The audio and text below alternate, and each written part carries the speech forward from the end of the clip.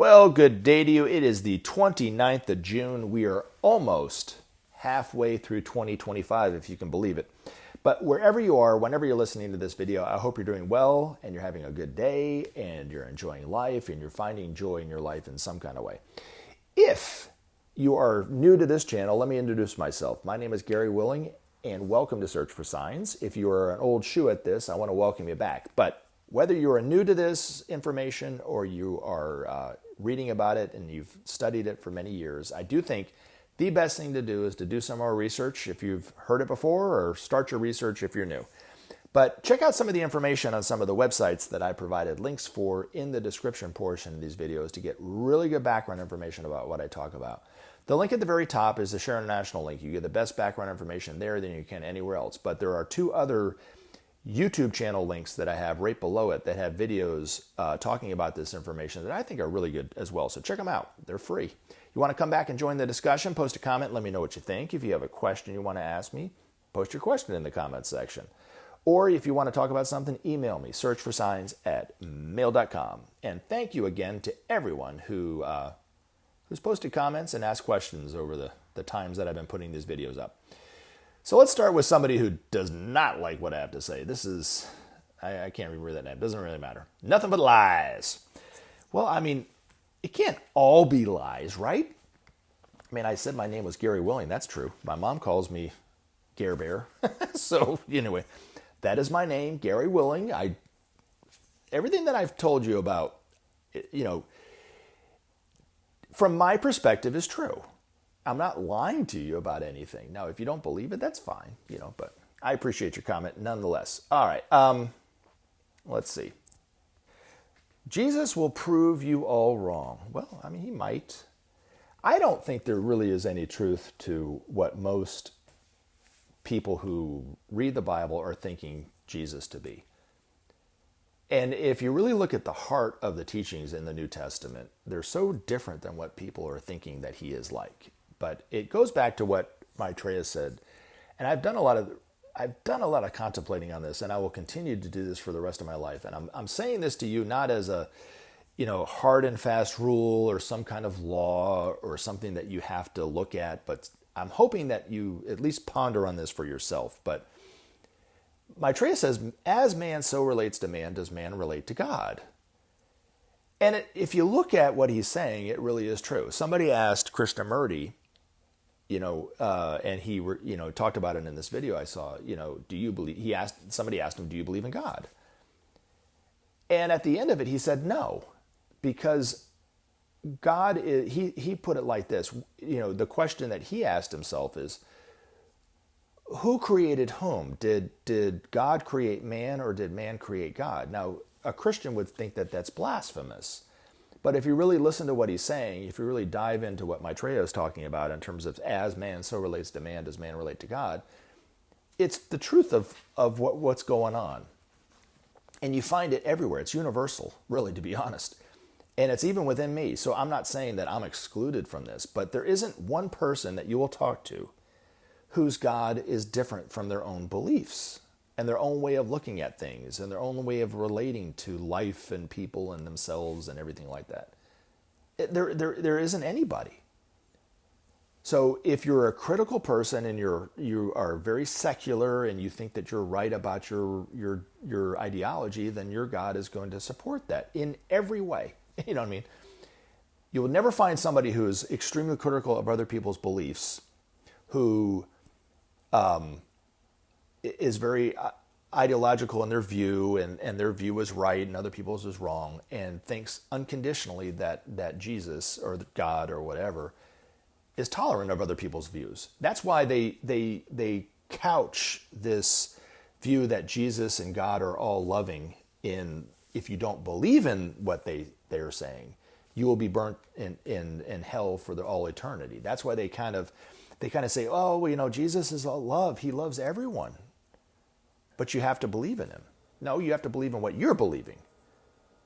And that's what I think that the thing that I could never really support and I thought it was true for a long time because people were telling me this when I was young. But when I started to really think about it, I was like, that doesn't make much sense, right? Now, I did say that I'm the same way. So, I'm very tolerant of other people's views, but yet, let's say I want peace, I want sharing, I want justice. Well, my Jesus wants those same things in every way, shape, or form. You know what I mean? My God wants those things, so it's not any different for me.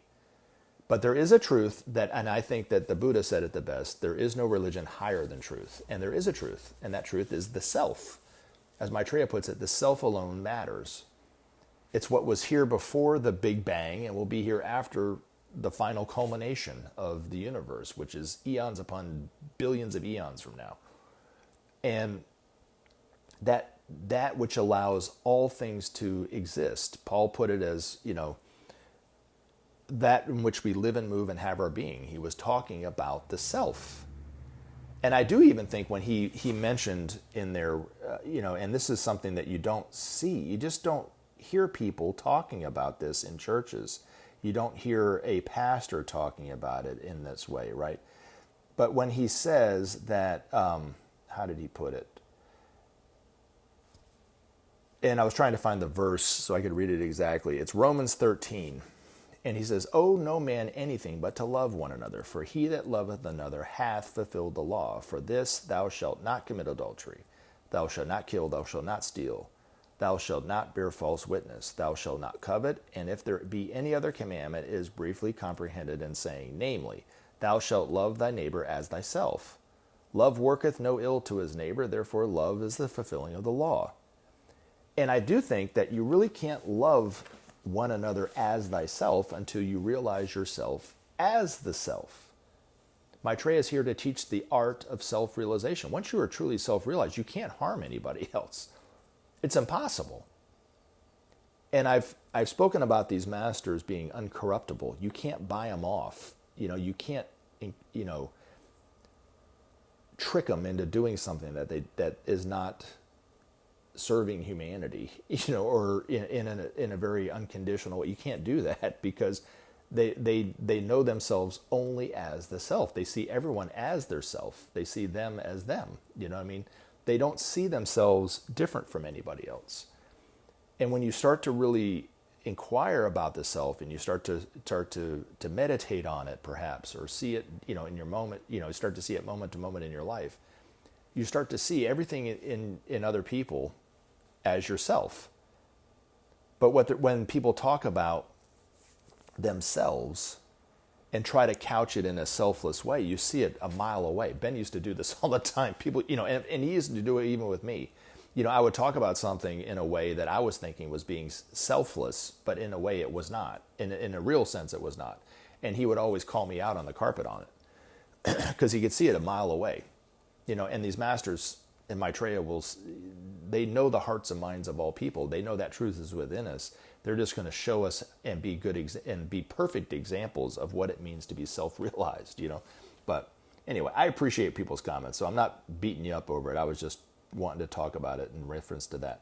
Now, here we go. In your shorts and your videos, he said, I'm sorry, I watched your shorts and videos, and I have two questions. What did you mean by the Day of Declaration, and also what is the invisible peril? So the Day of Declaration, this is something that most people don't understand why Maitreya is not known as Maitreya right now on TV. And again, I can't stress this enough. Maitreya will never say he's Maitreya. He will never even hint or do a wink that he is Maitreya until the Day of Declaration, when he declares himself as Maitreya. And even the names that he's looked to, the Christ, the Imamadi, the fifth Buddha, Sri Krishna, the Kalki avatar perhaps, he will refer to them as names that he's known as. And he will, again, I'm sure, emphasize the fact that he just wants to be looked at as a teacher and not those things. He said those things create nothing, those names create nothing but confusion. So he won't declare himself till that day. Is that day far off? I don't know. It depends on humanity's reaction to his teachings, even now. But he's only claiming to be an ordinary person, even though he's anything but an ordinary person. So he won't present himself as anything extraordinary even, or an enlightened guru. He won't be introduced by a talk show host or a podcaster as anything extraordinary. He'll just be an ordinary person talking. But his love will awaken the hearts of those who are listening to him, and it already has. He blesses everyone who listens to him at every single media engagement and that kind of thing. Every single time. Even though he might not be speaking in a way that you would understand that that's Maitreya, he's blessing the audience that's listening to him every single time he's talking. But it's important for us to recognize that divine Christ-like consciousness in him. He doesn't manifest the Christ consciousness, he literally embodies it. But it's for us to recognize and that won't come from really recognizing it in him. It would be recognizing the wisdom of his words and the teachings and his love. That's the most important. That we have to recognize that in him. And as he starts to talk, as the urgentness of the problems become to the point where they might be insurmountable, he will have to speak more directly and more urgent with the people. And then more and more people who knew who he was will start to maybe recognize that that's him, or think that that might be him, or guess that that might be him. As Ben's master put it, there will be theories about who he will be. There will be people, wondering who this guy is. Many will question his identity. Is that really his name? Because he's just using an ordinary name. He's not even using anything very memorable. So I don't even know if you could even Google his name and find anything right now. Even if you knew his name, it'd probably be other people that would show up. And you look at the way that he is and has been over the last, almost 50 years since he's been in London, because he came in July 19th, 1977. So it's coming up on 50 years that he's been in the everyday world. He's never introduced himself as Maitreya. People in London had to start to recognize him as the Imam Mahdi, because that's what he was living in, a Muslim community, but he didn't even say he was the Imam Mahdi. The times, according to Ben, the times that people were starting to suspect that he might be the Imam Mahdi, he didn't say no. That was the thing about Raj Patal. Raj Patal came out and forcefully said, I'm not Maitreya. So Maitreya will not even forcefully say he's not Maitreya or the Christ. But the way it was presented, the way that his comeback to when people were asking him if that was him, he would say, well, if I'm the Christ for the Christians, what about the Imam Mahdi for the Muslims? If I'm the Imam Mahdi for the Muslims, what about the Messiah for the Jews? And these are groups that are totally divided from each other in terms of ideologies, right? So he would say, but they're all awaiting a teacher. So if the Christ are awaiting the Christians, what about everybody else? You know what I'm saying? He comes for the whole world. He does not come to confirm the Christians' beliefs. He does not come to confirm the Muslims' beliefs. He's coming for the entire world. He's coming to show us how to live and how to love and how to relate to one another, to where we relate to God the way we should. Because as man so relates to man, does man relate to God. So you see what I'm saying? So that's why he's here, and that's what his teachings will be central to. But we really can't do anything until we establish peace on this planet, because we're always going to have hanging over anything that we do as a world the possibility of destroying ourselves until we manifest peace on this planet. And he'll show us and he'll explain to us just how simple it is. Just share the resources. These resources are meant for everybody. They're not meant for corporations that just got a hold of it before somebody else, or countries that are hoarding it from other countries. These resources are meant for everyone, and they should be given freely to everyone. So anyway, that is, and then the Day of Declaration specifically, according to Ben's master, humanity will demand from, let me go back. So as he starts to, maybe his message becomes more vocal and more urgent, and we start to really see this man and thinking that, and even if you don't know anything about Maitreya, you're like, this guy's extraordinary. What he's saying is so simple, I understand. This is what I've been trying to tell people for years, right? And that's kind of what it's going to be like. We're going to think that we've thought the same things because we have. We just haven't articulated it to people. Or if we had that thought of, we should bring about peace and sharing. We were afraid to speak out about it to other people because we were afraid of being ridiculed or whatever. But he will speak it in a way that we will relate to it so well that we will think that it's coming from us. You know what I'm saying? That's the beauty of who and what he is the Lord of love, right? So, but when he starts to really ramp it up, and as Ben's master put it, I don't think I could explain it any other way, his head peaks above the horizon enough to where we recognize him, then people eventually will start to think, is he the Christ coming back? I mean, it's different than what we thought, but is he the Christ coming back? Or, you know, the Muslims were saying, I knew it, the Imam Mahdi, you know what I mean? Or I've been waiting for a teacher of some kind to come back or come and teach humanity and save us in a way, right? Or they might just look at him as an extraordinary, wise, loving person that's different from everybody else. It doesn't really matter how we see him, but we'll all recognize him as the hope for humanity. And when that happens, we will demand from the Fox Newses of the world, the CNNs, the MSNBCs, the BBC, and so forth, that have known about this story and refuse to talk about it because that means the end of their corporate donors' power, right? We will demand from him an opportunity to speak to us all at one time. But it will come from humanity. It's not going to come from him. He's not going to just forcefully, say he's Maitreya.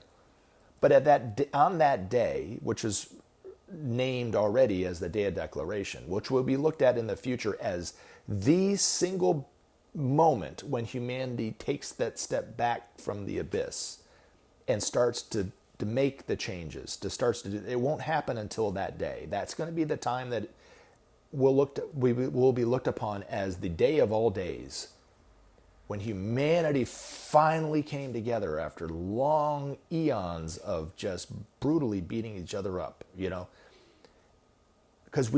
but Maitreya will speak to humanity for several minutes, or 10, 20, 30 minutes maybe, I don't know.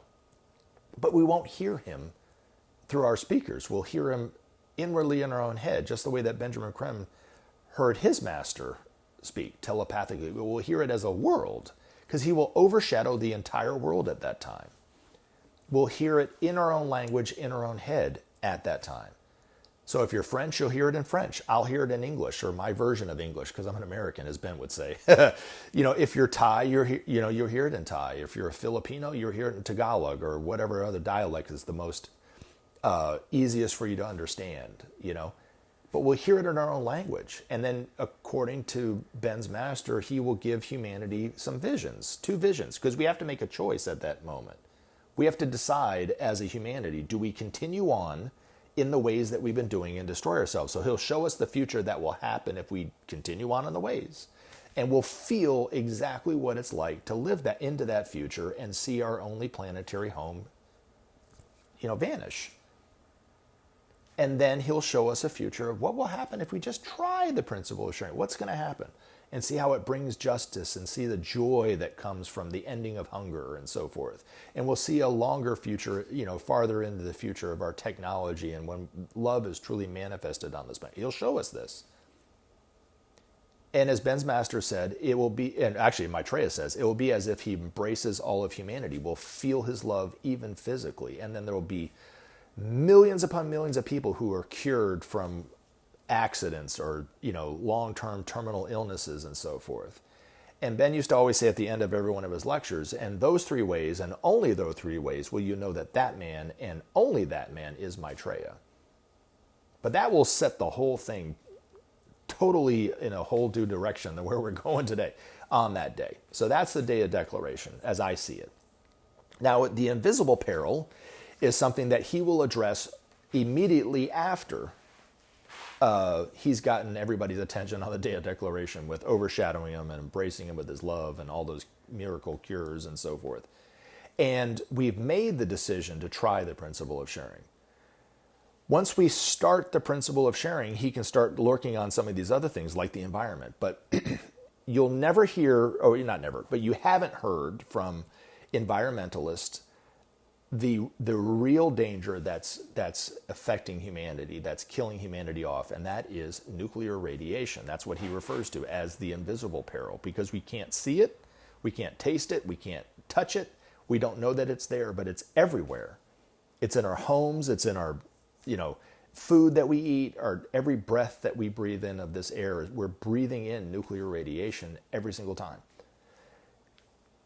And if left unchecked, would kill all life on this planet, even at this time. But the only reason why we're able to live in whatever way we can live right now, it's because of the work and activity of the Space Brothers. The same people that we question whether they're real, the same humanity that we think are here to harm us and to take us over, are actually here and have always been here to help us. And probably they're here for several reasons, but the biggest reason is to clean up our atmosphere and keep it clean enough and sustain life on planet Earth until we realize not to do it. So right after the Day of Declaration, that's going to be probably the first thing that Maitreya talks about on day 2, is we need to shut down all the nuclear reactors in the way that we're doing it. And then they already have the technology. Humanity already has the technology. We don't even have to wait for the masters to give it to us on how to redo the processing of nuclear radiation to where it's not fission but fusion, where the byproduct is clean drinking water. It's not hot, but yet it will power our cities much cleaner than they're doing now. And then we won't have to use coal that causes global warming and climate change, and we won't have to use our nuclear power in the way that we're doing. That's making us all sick and killing us all off. And then eventually, these same space brothers and sisters from other planets, once we've shown Maitreya and given it enough time that we will never, ever, ever go back to where it is, where we're at warring with one another, when we're truly a peaceful people. I don't know how many years that will be, but I'm sure it's not going to be right away. They will then Maitreya will ask them to give us this technology, the same technology that they use to power their ships, they use to power their computers and their cities, and it's free and clean and everything like that. It's called the technology of light. We'll use it in our medicine, and we'll be able to regrow organs in that way, and our health and our body and the vitality of humanity will increase to a way that we've never seen before, because there won't be any pollution that will make us sick. You know what I'm saying? So that is, the single biggest priority for Maitreya is the establishment of justice and bringing about peace. That's the first and most important priority of the teacher. But then the second is to cure the ailing environment and the ailing earth that we live on, because if we don't, we won't have a planet to live on. And if you listen to Ben's Master's articles, he talks about those two priorities in 90% of his articles, because that's the most important thing that we need to be working on. We can't solve the environmental problem until we come together as a humanity, because we can't be competing against one another in the way that we're doing and solve that problem effectively. But that is the biggest priority of Maitreya. It's not anything that people would be thinking of. It has nothing to do with religious beliefs or ideologies. It has to do with life here on planet Earth. And as he says, when we take our first step into sharing, we will be taking our first step into our own divinity. So we don't know exactly the gifts and how life will look on planet Earth when we try the principle of sharing. But anyway, thank you very much. I love you guys very much, and you guys have a wonderful rest of your weekend, and I look forward to putting up videos in the very near future. You have a wonderful rest of your day. Remember to take action and help SOP save our planet. Thanks for listening, and we look forward to talking to you again in future videos.